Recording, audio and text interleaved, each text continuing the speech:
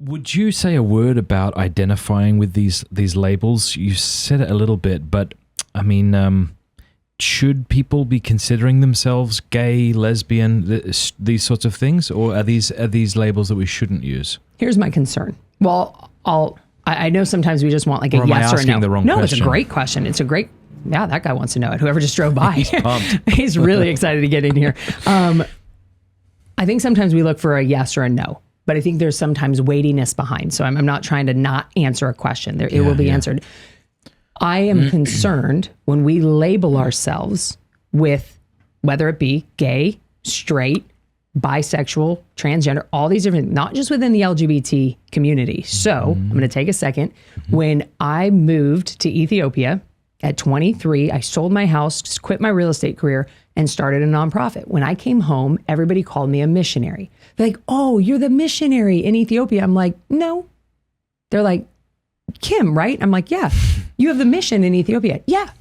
So you're the missionary. No. When I started selling real estate young, you're the youngest realtor in San Diego County. That's who you are. You're a realtor. Well, no, I sell homes. Okay. These are good titles, right? Missionary, quote unquote. Maybe some people will disagree. But generally speaking, especially in a Christian circle, good titles. I couldn't receive it, Matt. I'm like, it's what I'm doing and it's real.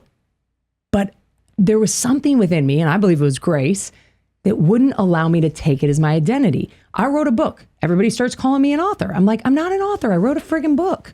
That doesn't make me who I am. I now share my testimony and share about the goodness of God and freedom and the continued journey, right, with Christ. People try to, oh, you're a speaker. No, I go and I share. It's not who I am. So it was no different for me when I was dating women. I remember I once was, my best friend was with me and I brought my girlfriend and I'm like, hey, this is so-and-so. This is my best friend, so-and-so. My friend looks at me and she's like, I am so glad you finally came out as gay. And I'm like, I'm not gay. And she's like, and my girlfriend's like, what the hell? You know, like, you should have told me this a year ago, you know? And I'm like, I'm not gay.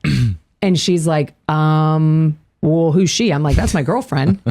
And she's like, then you're gay. I'm like, no, I'm dating her and I'm not ashamed to say that. And I'm attracted to her and that, but it's not who I am.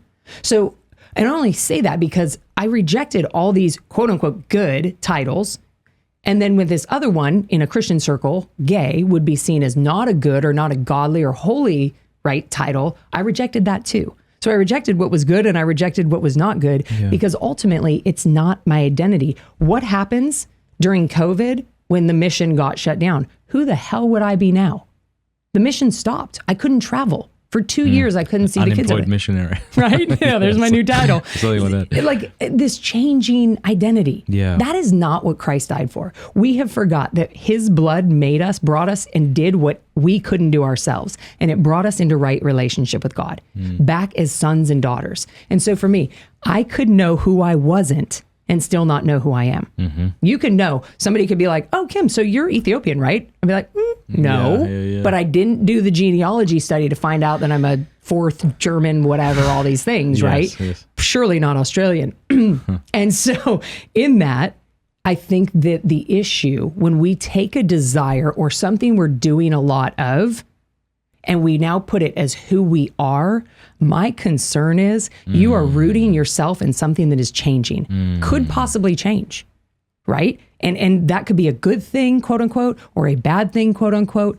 But ultimately, it's changeable. If you are Matt Fradd, Pints with Aquinas, and Pints with Aquinas gets canceled by the world, right? Who are you now? Now you're Matt Fradd canceled. Yeah. You know, and that's not what God died for. He didn't die for you to be canceled, right? And so in that, my rootedness, if my rootedness are in things of the world, even if they're good things, it's not what our identity is. He died so we would be sons and daughters, and that's the only identity that I want to identify as. When people ask me when I come on their shows, they're like, so, you know, should we say author, this? I was like, can you say beloved daughter? They're like, that's weird.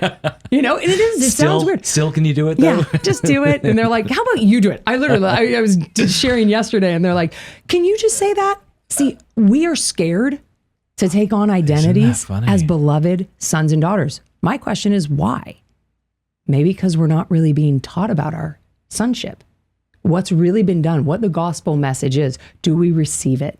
And if we don't receive that identity as our identity, we will receive something else. And so my concern, back to just easy answer, I'm genuinely concerned for the person who takes on an identity that is not rooted in Jesus Christ and in him alone. When it involves us, our accomplishments, our whatever, those can fade and fail. But the accomplishment he did on the cross will never fade and fail.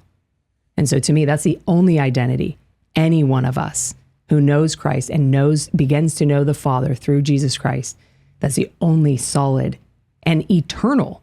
God, I'm not going to, if I go to heaven, God's not going to be like, oh my gosh, my realtor's here.